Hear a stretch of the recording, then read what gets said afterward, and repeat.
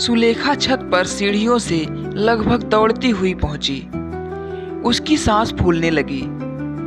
उठती बैठती धड़कनें उसको स्पष्ट सुनाई दे रही थी। गर्म तन पर जब बारिश की बूंदें पड़ी तो वह सिहर उठी। रोम रोम जैसे एक अनकहे एहसास से पुलकित हो उठा। उसे लगा अभी अनुरूप जी आएंगे और टीवी सीरियल के हीरो की तरह आकर उसको अपने आलिंगन में कस लेंगे। इसी खूबसूरत एहसास को महसूस करते हुए उसने सारे कपड़े तार से उतार लिए। इधर नीचे अनुरूप जी ऑफिस से आने के बाद टीवी देखने में मशगूल थे। सुलेखा कपड़े दोनों बाहों में भरकर नीचे ले आई।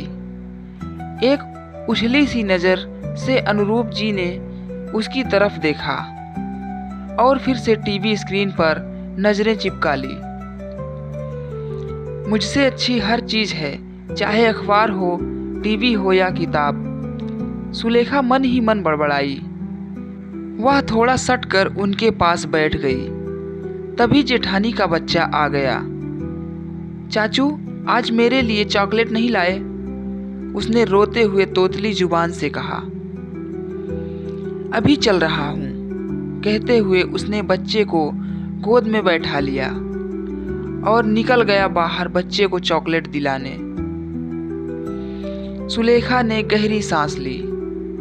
अब उसके मन के रोमांटिक भाव काफुर हो चुके थे। फिर से मन पति के पीछे दौड़ने लगा। कितने सपने देखे थे उसने पति के लिए कि विवाह के बाद अनुरूप अपने नाम के अनुरूप ही उसका ख्याल रखेंगे। उस पर किसी फिल्मी दीवाने प्रेमी की तरह जान छिड़केंगे, बिल्कुल उसी नीले बड़े घोड़े वाले राजकुमार की तरह जो अक्सर उसे सपने में अपने घोड़े पर बैठाकर दूर खूबसूरत वादियों में घुमाने ले जाता और उसके गेसुओं की छांव में बैठकर उसकी नज़रों से नज़रें मिलाकर न जाने कितनी ही अनसुनी बातें कर जाता। बहू, आज खाने में कुछ हल्का सा बना लेना, ज़्यादा गरिष्ठ भोजन ठीक नहीं रहेगा रात में। सुनकर सुलेखा चुप रह गई और प्रत्युत्तर में बस गर्दन ही हिलाई। सुलेखा सोचने लगी, रात के व्यक्तिगत पलों में अनुरूपी के पास उड़ेलने के लिए प्रेम का अथाह समुद्र होता है जो भोर होने से पहले ही सूख जाता है और उस दलदल में सुलेखा का वजूद जैसे कहीं खो सा जाता है। प्रेम भी अजीब सा होता है, बस थोड़े से ही में खुश। प्रीतम अगर प्रेम भरी निगाह निगाह से मिला ले तो सारे सिकवे गिले और दुख दर्द दूर हो जाते हैं। लेकिन ऐसा प्रेम जिसे वासना के अतिरिक्त और कुछ नहीं कहा जा सकता, वह नाभि के नीचे से ही शुरू होता है, आंखों से उसका कोई लेना देना नहीं। दो पल हाथों में हाथ डालकर साथी के साथ 4 कदम चलना जैसे कदमों को नई ऊर्जा से भर देता है। धीरे धीरे सुलेखा का मन पीछे को खींचने लगा, क्योंकि प्रेम एक जगह एक बंधन में रुकता ही कहाँ है। वो तो पागल पवन सा समधुर धुन सा बस बजता ही रहना चाहता है। आजकल तुम मुझसे खिंची खिंची सी रहती हो, अनुरूप ने उसे आलिंगन में लेते हुए कहा।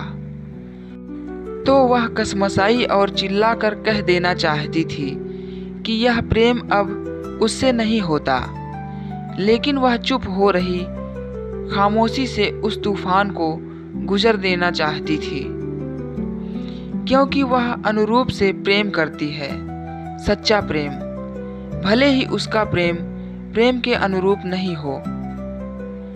तुमने कभी पूछा नहीं मुझे क्या पसंद है? सुलेखा ने अपना पल्ला ठीक करते हुए कहा। अरे इसमें पूछना ही क्या, हम तुम एक ही है ना। दो जिस्म एक जान, अनुरूप ने करवट लेकर अलसाई आवाज में कहा।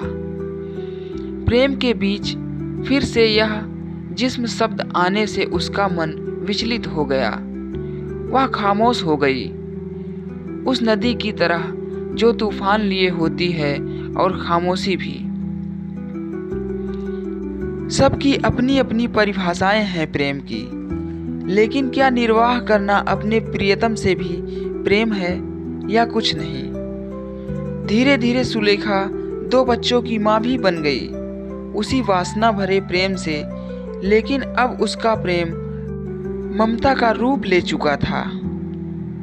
अब वह किसी प्रेम की तलाश में नहीं रही, क्योंकि आकर्षण समाप्त हो चुका था और प्रेम तो था ही नहीं। दोस्तों, कहानी अच्छी लगी तो वीडियो को एक लाइक एंड हमारे चैनल को सब्सक्राइब जरूर करें।